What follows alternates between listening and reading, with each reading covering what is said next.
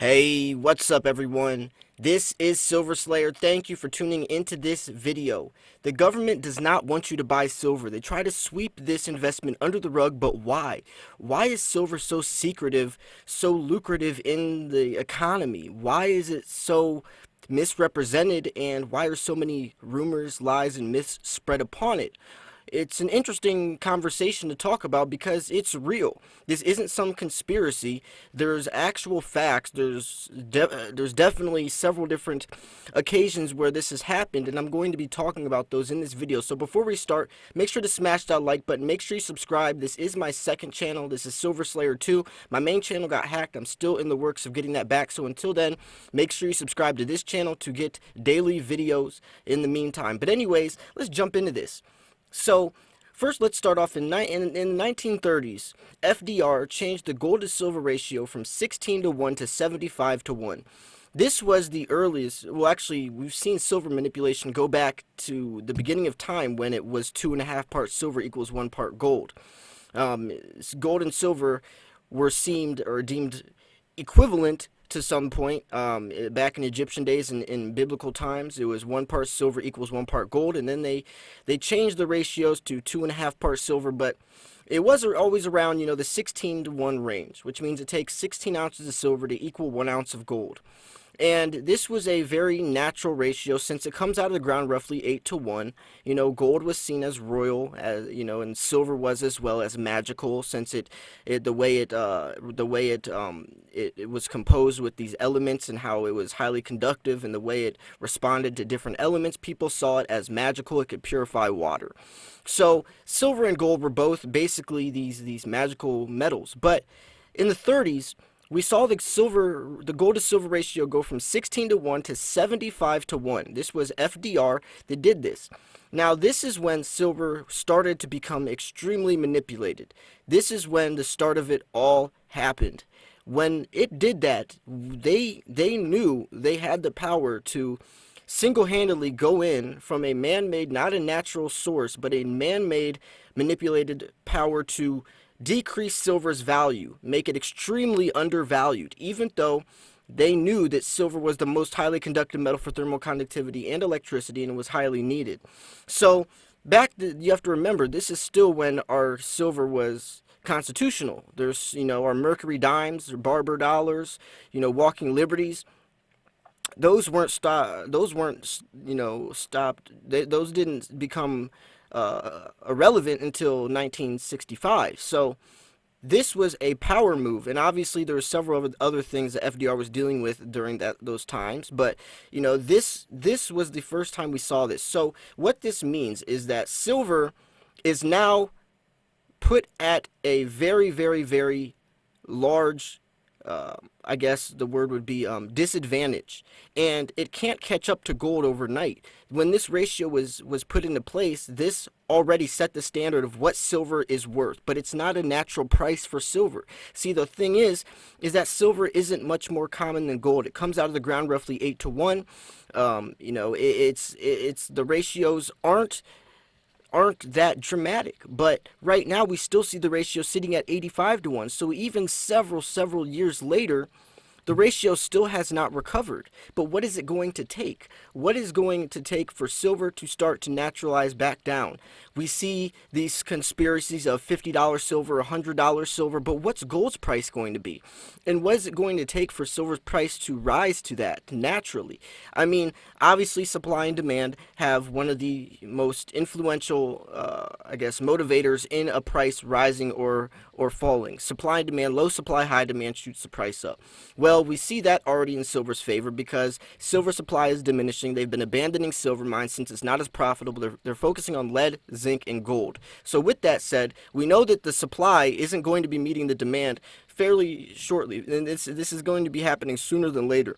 We already see the industrial side of it paying premiums on silver, so that's something to think about. But when this is all going on, the government knows, the higher-ups know that this is going to lead to very, very, very bad consequences. I mean, silver is used for laptops, cell phones, dental alloys, space equipment, solar technology, especially in the the technological era we're advancing in with EVs, electric vehicles, AI. You know, everything is used with silver since it's the most highly conductive metal for thermal conductivity and electricity. Nothing performs like it. Nothing ever will.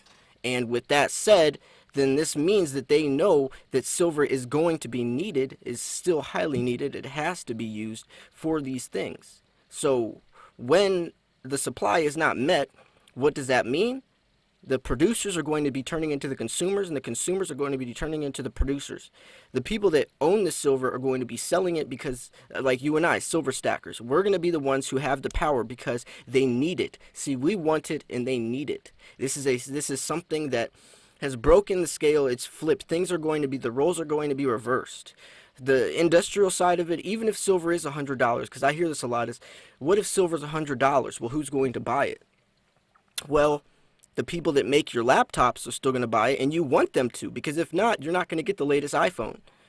You know, to make the Tesla Cybertruck involves a lot of silver. For us to go to space, it involves a lot of silver.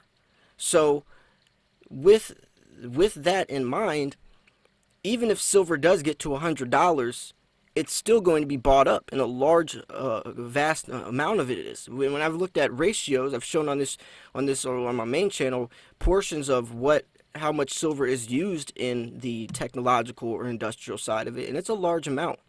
A very small amount, and it's like 6% goes to like coinage and bullion, and like 15% is jewelry, but most of it's industrial use. So this means that regardless of if we think the price of silver is too high, regardless of what we think, it's still going to be used. So now let's go into some other points. Now, since the Federal Reserve is separate from the government, right? The Federal Reserve is its own little private institution that was formed very early on. So they print out money. And by the way, our money is worthless. We're $24 trillion in debt. Well, $23 trillion in debt, almost 24. And we're trying to enslave people in debt, because when you're in debt, you're a slave to society. You have to do what the higher-ups or the people in control, the people that have power, say. It's a power move. So if silver is a way to, or an alternative to get yourselves out of debt, instead of keeping your money in fiat currency, which they want you to put it in something else that has intrinsic value, now you can see why they don't want you to invest into silver. Now that the wheels start rolling, think about if everyone started investing into silver, started transferring their wealth into something that holds its value, transferring their fiat currency dollars into precious metals. One, this would be a huge threat to the governments, even the political side of it. This would be a huge threat. Now they can't control you, and it's all about control of the masses. So obviously they're going to push things like stocks, bonds. They're going to push you to invest into things like that are still pegged to fiat currency. See, stock markets, which they can be very beneficial. I invest in a little bit of stocks here and there myself.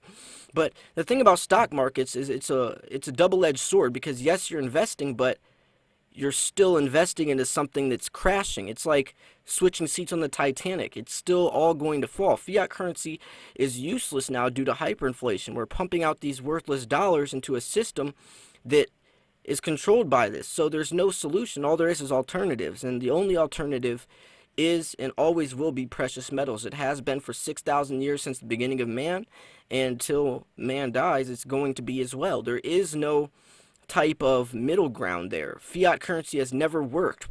If you want to see a glimpse into where we're headed, look at third world countries where there's cashless nations appearing. They're carrying their money in trash bags because their money is so worthless, and pretty soon that's where we're headed. It's just going to take us a little longer because we're more wealthy. We're a richer country if you're living in the United States, Canada, places like that. So we see glimpses of U.S.-China trade wars, all this stuff, Trump's impeachment, that causes controversy, and this drives precious metals prices up. When things are happening bad in the economy, this makes precious metals rise because people see it as a safe haven investment. But what is it going to take for people to invest into silver regardless of what's happening in the economy?